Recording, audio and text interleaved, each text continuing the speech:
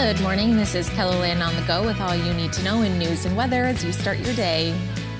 There was an unusual crash yesterday on I-90 after a semi struck the back of a state trooper's vehicle on the side of the highway. The crash happened around noon in the eastbound lanes between Hartford and Sioux Falls. The trooper was doing traffic control for another crash ahead when his vehicle was hit. Fortunately, the trooper who was in the car walked away with minor injuries. When you're hit from behind, when these accidents occur, they're usually very dynamic, and those injuries can linger. And unfortunately, this does happen. The conditions in the environment that these troopers work in are, along the interstate, and they involve high speeds. It's an important reminder to always be prepared and aware of your surroundings while out on the road. The Minnehaha County Sheriff's Office is investigating the crash. The driver of the semi was issued a citation for overdriving the road conditions.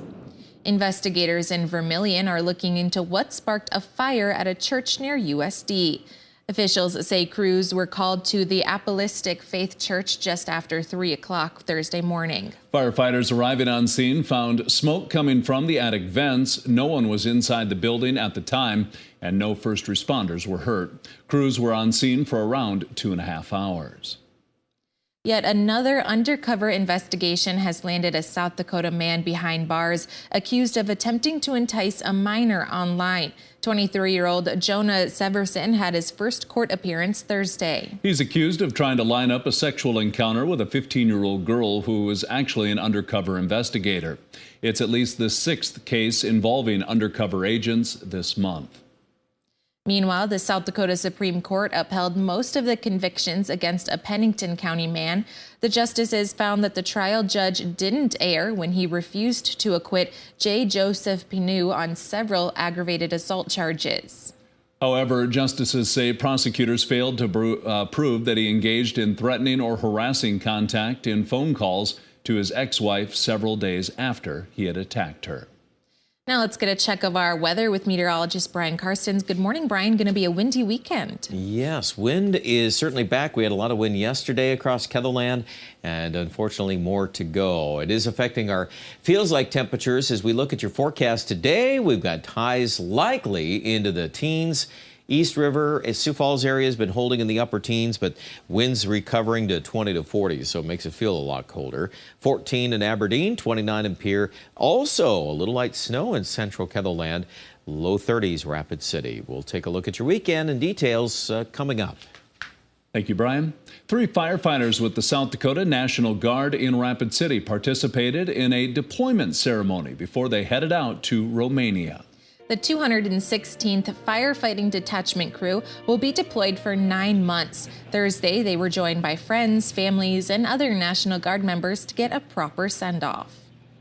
The 3 of us specifically will be the firefighter command team, and then we'll have firefighters underneath us that are doing constant training with the locals there. We're doing training with in a foreign country that's a little bit different than what we're used to here. The deployment ceremony took place at the Range Road Armory in Rapid City. There will be lots of green in downtown Sioux Falls this weekend. The 43rd annual St. Patrick's Day Parade will roll down Phillips Avenue tomorrow afternoon. About 60 groups are expected to take part in the parade. The event starts at 2 o'clock at Phillips Avenue and 13th Street. The SDSU women's basketball team is getting some support from the nation's capital. As you can see, we're expecting the South Dakota State University Jackrabbit women to make a deep run, but we're going to take them one game at a time. Go Jacks. Senator John Thune posted his bracket for the NCAA women's tournament online. He has the Jackrabbits making it all the way to the Elite Eight. Thune is predicting South Carolina to claim the title.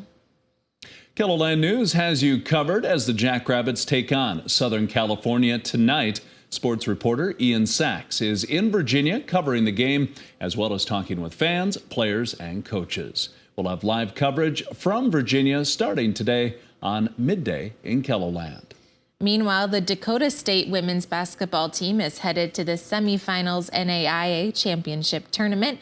The team defeated Indiana Wesleyan by just 1 point Wednesday night. The Trojans now face the Clark University Pride tonight at 8. That's a look at some of our top stories. Now let's get one last look at your weather with meteorologist Brian Karstens. Brian? All right, weather today, well, that cold northwest wind and also tracking a little bit of snow in the air from Mobridge to Pier. Kind of this little ribbon that's running parallel to the Missouri River Valley tends to flare up a little bit from time to time. Obviously, with the snow and, the leftovers from yesterday's blizzard or near blizzard-like weather, we still have some areas of blowing snow to deal with today into northeast and eastern Ketherland. I'm expecting right now temperatures actually steady or falling in Aberdeen and Watertown late this afternoon. Not warm at all, in the single digits there to close out the day. Tonight we'll probably set up a lot of single digits on the weather maps, and then there's wind to go with it, so just more cold air and cold tomorrow. Wind chills are probably below zero all day long in Sioux Falls. So as you're out and about, make sure you are prepared for the weather, as things will be cold. Obviously, it helps if you're in a little sheltered area away from the wind. Here's a look at Sunday. It starts cold, but look at the recovery. This is nice. Pier, Rapid City, 50-degree weather. Yep, that's our going forecast. I think we can do that. Even Yankton could be surprisingly mild in the mid-40s. Sioux Falls, if we can hit some mid and upper 30s Sunday to Monday, I think that's a good thing, and I do expect we'll melt some snow.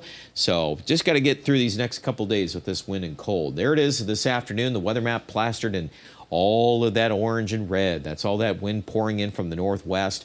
And tomorrow, the main focus on the wind on Saturday will be East River. West River, folks, you'll start getting a break on that, and thus the milder weather. Now, next week, couple of talking points here as we close out this segment of weather. We're looking at some recovery temperature-wise in Sioux Falls, at least in the upper 30s, and we've got some chances to get into the 40s. I want to watch Wednesday. There's some rain chances here.